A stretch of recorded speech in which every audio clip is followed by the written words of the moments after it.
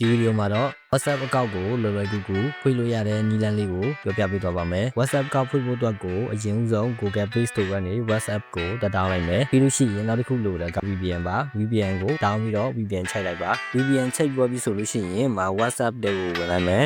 ပြီးရင် Agree and Continue ကိုနှိုက်မယ်ပြီးလို့ရှိရင်ဒီနေရာမှာ phone number ထည့်မယ် phone number တွေချားနေတယ်ဆိုလို့ရှိရင် data မျိုးပြန်ပြီးတော့ speed တွေကိုဖြတ်လိုက်ပါတော့အဲ့ဒါပြီးလို့ရှိရင် next နဲ့သွားမယ်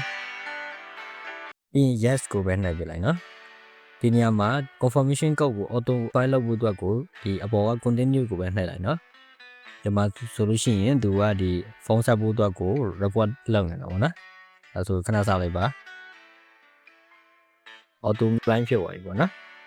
okay ဒါဆိုဒီကောင် continue နှိုက်ပြလိုက်ပေါ့နော်ပြီးလို့ရှိရင်ကိုယ့်ရဲ့ဒီ